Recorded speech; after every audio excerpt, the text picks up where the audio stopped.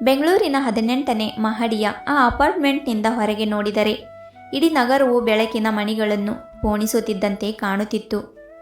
ಆದರೆ ಆ ಸುಂದರ ಬೆಳಕಿನ ನಡುವೆ ಆ ಫ್ಲ್ಯಾಟ್ನ ಒಳಗಿನ ಮೌನ ಮಾತ್ರ ತುಂಬ ಗಾಢವಾಗಿತ್ತು. ಆದರ್ಶ್ ಸಾಫ್ಟ್ವೇರ್ ಕಂಪನಿಯೊಂದರಲ್ಲಿ ಹಿರಿಯ ಮ್ಯಾನೇಜರ್, ಯಶಸ್ಸಿನ ಬೆನ್ನತ್ತಿ ಓಡುತ್ತಿರುವ ವ್ಯಕ್ತಿ. ಮೇಘನಾ ಮದುವೆಗೆ ಮೊದಲು ಬ್ಯಾಂಕ್ ಉದ್ಯೋಗಿ, ಈಗ ಮಗನ ಆರೈಕೆಗಾಗಿ ಕೆಲಸ ಬಿಟ್ಟು ಗೃಹಿಣಿಯಾಗಿದ್ದಳು. ಅನ್ವಿತ್ ಅವರ 7 ವರ್ಷದ ಮುದ್ದಾದ ಮಗ. ಆದರ್ಶ್ ಮತ್ತು ಮೇಘನಾ ಮದುವೆಯಾಗಿ 10 ವರ್ಷಗಳಾಗಿದ್ದವು. ಮೇಲ್ನೋಟಕ್ಕೆ ಅವರಿಬ್ಬರು ಪರ್ಫೆಕ್ಟ್ ಕಪಲ್. ಆದರೆ ಒಳಗೊಳಗೆ ಸಂವಹನದ ಕೊರತೆ ಒಂದು ದೊಡ್ಡ ಕಂದಕವನ್ನೇ ನಿರ್ಮಿಸಿತ್ತು.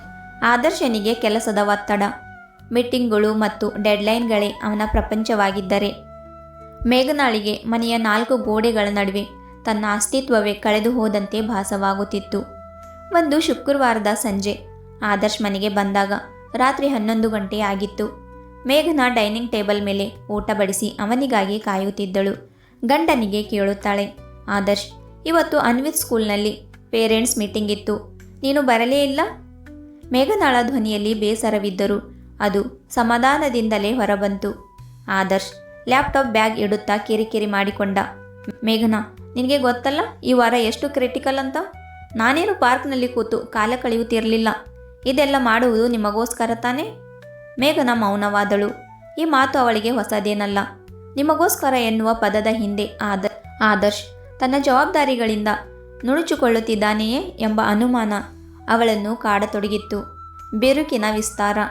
ದಿನಗಳು ಉರುಳಿದಂತೆ ಮಾತುಕತೆಗಳು ಕೇವಲ ಕಾಫಿ ಆಯ್ತಾ, ಬಿಲ್ ಕಟ್ಟಿದೆಯಾ, ಮಗನಿಗೆ ಹುಷಾರಿದೆಯಾ ಎಂಬ ಪ್ರಶ್ನೆಗಳಿಗೆ ಸೀಮಿತವಾದವು.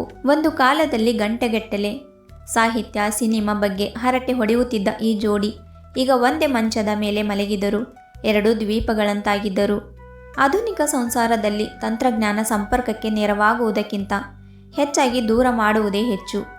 ಆದರ್ಶ್ ಮೊಬೈಲ್ನಲ್ಲಿ ಇಮೇಲ್ ನೋಡುತ್ತಿದ್ದರೆ ಮೇಘನಾ ಇನ್ಸ್ಟಾಗ್ರಾಮ್ ರೀಲ್ಸ್ಗಳಲ್ಲಿ ತನ್ನ ಏಕಾಂತವನ್ನು ಮರೆಯಲು ಪ್ರಯತ್ನಿಸುತ್ತಿದ್ದಳು. ತಿರುವು ನೀಡಿದ ಘಟನೆ.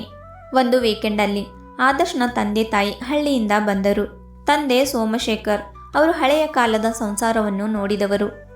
ಅವರಿಗೆ ಮಗ ಮತ್ತು ಸೊಸೆಯ ನಡುವಿನ ಅಂತರ ಕಾಣಲು ಹೆಚ್ಚು ಸಮಯ ಬೇಕಾಗಲಿಲ್ಲ.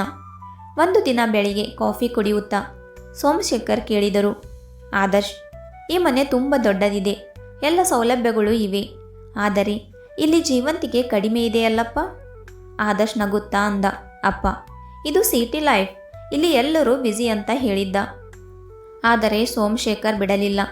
ಬ್ಯುಸಿ ಇರುವುದು ಜೀವನದ ಒಂದು ಭಾಗವೇ ಹೊರತು ಜೀವನವೇ ಅಲ್ಲ. ನೀನು ದುಡಿಯುವುದು ನೆಮ್ಮದಿಗಾಗಿ, ಆದರೆ ಆ ನೆಮ್ಮದಿಯನ್ನು ಹಂಚಿಕೊಳ್ಳಲು ನಿನ್ನ ಪಕ್ಕದಲ್ಲಿರುವವರ ಜೊತೆ ನಿನಗೆ ಸಮಯವಿಲ್ಲದಿದ್ದರೆ ಈ ದುಡಿಮೆಗೆ ಏನು ಬೆಲೆ ಅಂತ ಅಪ್ಪ ಹೇಳುತ್ತಿದ್ದರು. ಭಾವನಾತ್ಮಕ ಸ್ಫೋಟ. ಸೋಮಶೇಖರ್ ಅವರ ಮಾತು ಆದರ್ಶನ ತಲೆಯಲ್ಲಿ ಕೊರೆಯತೊಡಗಿತ್ತು. ಅದೇ ರಾತ್ರಿ ಮೇಘನಾ ಹಳೆಯ ಆಲ್ಬಮ್ ಒಂದನ್ನು ನೋಡುತ್ತಾ ಕಣ್ಣೀರು ಹಾಕುತ್ತಿದ್ದುದನ್ನು ಆದರ್ಶ್ ಗಮನಿಸಿದ್ದ. ಆ ಆಲ್ಬಮ್ನಲ್ಲಿ ಅವರ ಮದುವೆಯ ಆರಂಭದ ದಿನಗಳ ಫೋಟೋಗಳಿದ್ದವು. ಆ ಫೋಟೋಗಳಲ್ಲಿ ಮೇಘನಾಳ ಕಣ್ಣಲ್ಲಿ ಒಂದು ಬಗೆಯ ಮಿಂಚಿತ್ತು. ಅದು ಈಗ ಮಾಯವಾಗಿತ್ತು. ಆದರ್ಶ್ ಮೆಲ್ಲನೆ ಅವಳ ಹತ್ತಿರ ಹೋಗಿ ಕುಳಿತ. ಮೇಘನಾ, ಏನಾಯಿತು ಅಂತ ಕೇಳುತ್ತಾನೆ. ಮೇಘನಾ ತಡೆದುಕೊಂಡಿದ್ದ ಆಣೆಕಟ್ಟು ಒಡೆದಂತಾಯಿತು. ನಮಗೆ ಎಲ್ಲವೂ ಇದೆ ಆದರ್ಶ್, ಕಾರು, ಬಂಗಲೆ, ಹಣ. ಆದರೆ ನನಗಿಲ್ಲಿ ಉಸಿರುಗಟ್ಟುತ್ತಿದೆ. ನಾನು ನಿನ್ನ ಬದುಕಿನಲ್ಲಿ ಕೇವಲ ಒಬ್ಬ ಕೇರ್ ಟೇಕರ್ ಆಗಿ ಉಳಿದಿದ್ದೇನೆ ಹೊರತು ಸಂಗಾತಿಯಾಗಿ ಅಲ್ಲ. ನನಗೆ ನಿನ್ನ ಹಣ ಬೇಡ, ನಿನ್ನ 10 ನಿಮಿಷದ ಮನಸ್ಫೂರ್ತಿ ಮಾತು ಸಾಕು ಅಷ್ಟೇ ಅಂತ ತುಂಬ ಇಮೋಷ್ನಲ್ ಆಗಿ ಹೇಳುತ್ತಾಳೆ. ಆದರ್ಶನಿಗೆ ಮೊದಲ ಬಾರಿಗೆ ತನ್ನ ತಪ್ಪಿನ ಅರಿವಾಯಿತು. ಯಶಸ್ಸಿನ ಏಣಿಯನ್ನು ಏರುವ ಭರದಲ್ಲಿ ತನ್ನ ಬುಡವನ್ನೇ ಮರೆತಿದ್ದನ್ನು ಅವನು ಕಂಡುಕೊಂಡ. ಬದಲಾವಣೆಯ ಪಯಣ. ಮರುದಿನದಿಂದಲೇ ಆದರ್ಶ್ ಬದಲಾಗಲು ನಿರ್ಧರಿಸಿದ. ಇದು ಸುಲಭವಾಗಿರಲಿಲ್ಲ. ಕೆಲಸದ ಒತ್ತಡ ಇದ್ದೇ ಇತ್ತು. ಆದರೆ ಅವನು ಕೇವಲ ನಿಯಮಗಳನ್ನು ಮಾಡಿಕೊಂಡ. ಡಿಜಿಟಲ್ ಉಪವಾಸ. ರಾತ್ರಿ 8 ಗಂಟೆಯ ನಂತರ ಮೊಬೈಲ್ ಬಳಕೆ ನಿಷೇಧ. ದಿನವೂ ಮೇಘನಾ ಜೊತೆ ಅರ್ಧ ಗಂಟೆ ಪಾರ್ಕ್ನಲ್ಲಿ ವಾಕ್ಗೆ ಹೋಗುವುದು. ಅಲ್ಲಿ ಕೇವಲ ಭಾವನೆಗಳ ಬಗ್ಗೆ ಮಾತು. ಅನ್ವಿತ್ ಜೊತೆ ಆಟ. ಮಗನಿಗೆ ಹೋಮ್ವರ್ಕ್ ಮಾಡಿಸುವುದರ ಜೊತೆಗೆ ಅವನೊಂದಿಗೆ ಮಗುವಾಗಿ ಆಟ ಆಡುವುದು. ಆಧುನಿಕ ಸಂಸಾರದಲ್ಲಿ ಹೊಂದಾಣಿಕೆ ಎಂದರೆ ಕೇವಲ ಒಬ್ಬರು ಹೇಳಿದ್ದನ್ನು ಇನ್ನೊಬ್ಬರು ಕೇಳುವುದಲ್ಲ, ಬದಲಾಗಿ ಒಬ್ಬರ ಅಗತ್ಯಗಳನ್ನು ಇನ್ನೊಬ್ಬರು ಅರ್ಥ ಮಾಡಿಕೊಳ್ಳುವುದು. ಮೇಘನಾ ಕೂಡ ಮತ್ತೆ ತನ್ನ ಹವ್ಯಾಸವಾಗಿದ್ದ ಪೇಂಟಿಂಗ್ ಶುರು ಮಾಡಿದಳು. ಆದರ್ಶ್ ಅವಳಿಗೆ ಒಂದು ಸಣ್ಣ ಸ್ಟುಡಿಯೋವನ್ನೇ ಮನೆಯಲ್ಲಿ ಮಾಡಿಕೊಟ್ಟ. ಕೆಲವು ತಿಂಗಳುಗಳ ನಂತರ ಅದೇ 18ನೇ ಮಹಡಿಯ ಫ್ಲಾಟ್. ಈಗ ಅಲ್ಲಿ ಮೌನವಿಲ್ಲ. ಬದಲಾಗಿ ಅನ್ವಿತ್ನ ನಗು ಮತ್ತು ಕಿಚನ್ನಿಂದ ಬರುತ್ತಿದ್ದ ಹರಟೆಯ ಸದ್ದಿತ್ತು. ಆದರ್ಶ್, ಈ ವೀಕೆಂಡ್ ನಾವು ಹಳ್ಳಿಗೆ ಹೋಗೋಣವಾ? ಅಪ್ಪ ಅಮ್ಮನಿಗೆ ಸರ್ಪ್ರೈಸ್ ನೀಡೋಣ ಅಂತ ಮೇಘನಾ ಹೇಳಿದಳು. ಆದರ್ಶ್ ಲ್ಯಾಪ್ಟಾಪ್ ಮುಚ್ಚಿಟ್ಟು ಅವಳ ಕೈ ಹಿಡಿದು ಹೇಳಿದ್ದ, ಖಂಡಿತ ಹೋಗೋಣ. ಜೀವನ ಇರುವುದು ಜೀವಿಸುವುದಕ್ಕೆ, ಕೇವಲ ಕೆಲಸ ಮಾಡುವುದಕ್ಕಲ್ಲ.